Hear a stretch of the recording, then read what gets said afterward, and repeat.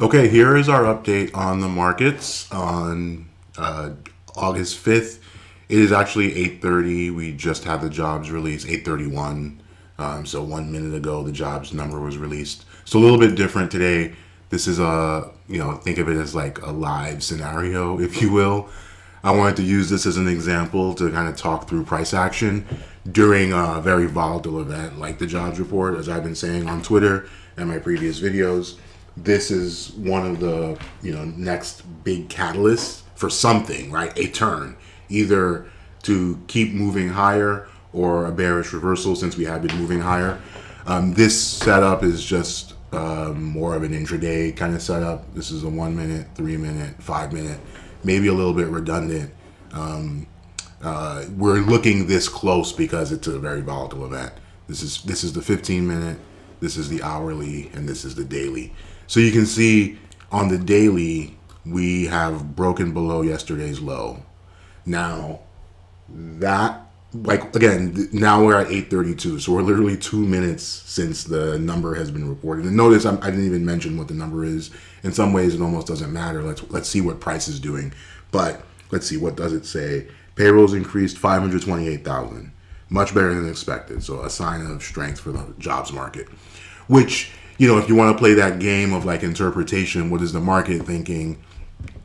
People are probably saying, well, that means the Fed will be more aggressive because the labor market is really strong. Fighting inflation is really important.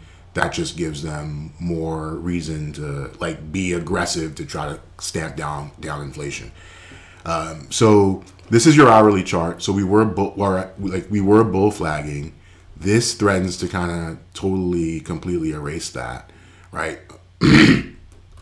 But again, we are now 3 minutes in, and actually, why don't we look at the 1 minute charts? Since we're this is I don't often go down to this level, but again, with a really volatile event like this, it's helpful to kind of see how things are developing. So, this is the 8:30 1 minute candle when the number was released. It's important to see this because I talk about it all the time, that price action, multiple time frame analysis, and the importance, because all the same principles that happen on the daily chart are also going to happen on the 1 minute chart, and also are going to happen on the weekly chart and the monthly, all time frames. It's the same concepts. They just have different varying degrees of importance, and they kind of intertwine. Now what's trying to happen, it's trying to reverse here on the 1 minute chart. We can see in real time. We had this big downdraft when the number was released. This was literally between 8:30 and 8:31. All this carnage happened, and then we had followed. So this is a low below this candle's low, and obviously taking out taking out a lot of previous lows. Like this pivot. This was a little swing low on the 1 minute chart. I hope you're seeing this. The swing lows I talk about on the daily, weekly, they happen on the smaller time frames too. This is a 1 minute chart. This is a little 1 minute swing low, right? We went up, higher high, higher low, and then we chopped a little bit, higher high, higher low, higher high, higher low. We were in a little uptrend, right?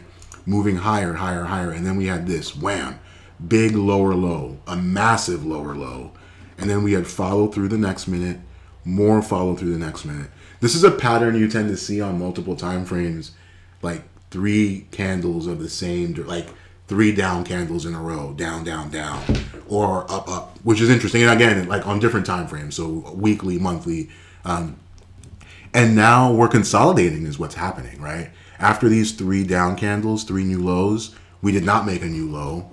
This is a consolidation. We didn't make a new high. We didn't make a new low, and it was a green candle.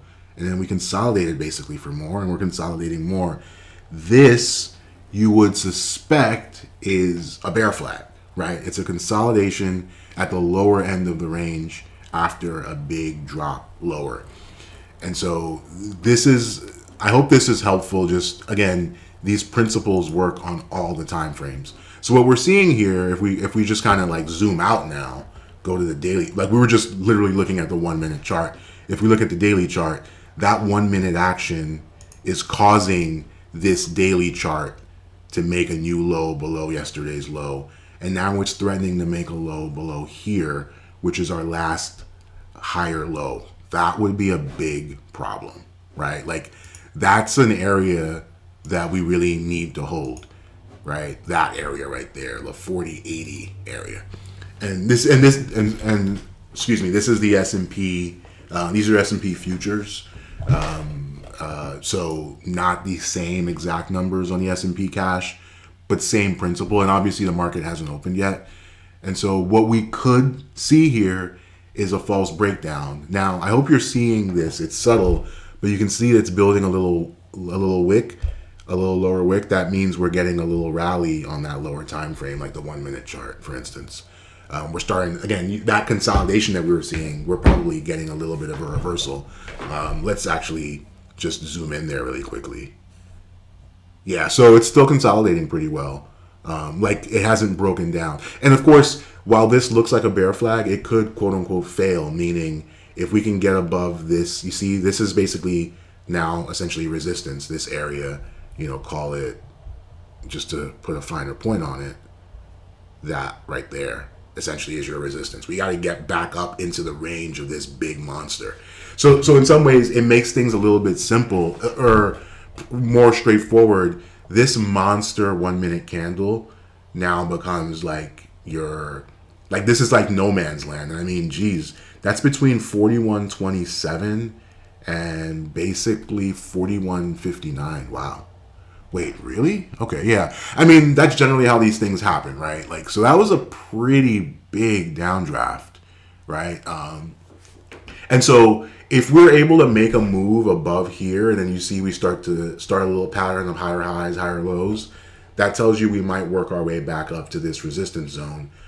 Otherwise, if you're going to take a short, this is your area that you could use as your stop. That's what I'm going to use. I'm going to, once I finish this video, this looks like, I want to see how this candle closes for the hour, but this is setting up like downside, right? And like this area, again, could be used as your stop. And really, you have all this kind of dead zone. It could be dangerous. Like you might even pick a stop within this sort of monster candle. Because again, you're getting that signal on the daily. So the lower time frame gave you that signal.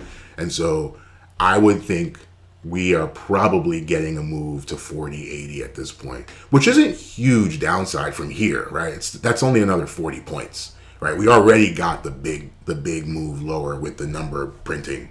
Now the question is, do we get a bounce there and resume the uptrend, or is that our sign that we're moving? In this case, it would be into a daily cycle low, and it'd be a question of, what does that do to the weekly cycle? So if I look at the weekly chart, right? So now we have a doji of a week. But obviously, again, we have a lot of trading to go. Does this fill out to the downside? And then again, think about what that sets up for next week. It's Friday, right? So like, what does that set up for Monday?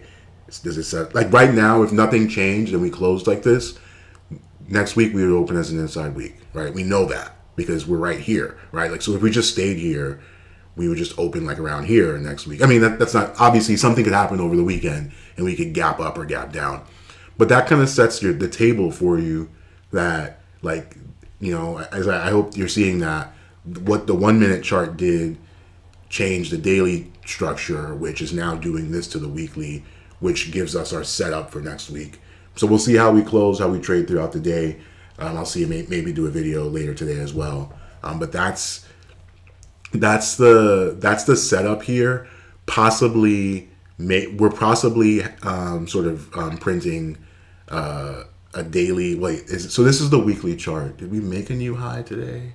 No. So it's possible that yesterday was our daily cycle high, right? Like that we're now moving into a daily cycle low. As I keep saying, this jobs number makes sense that it would be a catalyst. Now remember, the CPI, the inflation number, comes out next Wednesday at 8:30. So the 10th it is. So that to me seems like the next obvious catalyst. So you could see a world where we get a daily cycle low into August 10th and then we get a bounce. Then it'll be a question of how strong that bounce is. What does that do to the weekly structure? So really interesting stuff here. I hope this was helpful, very educational.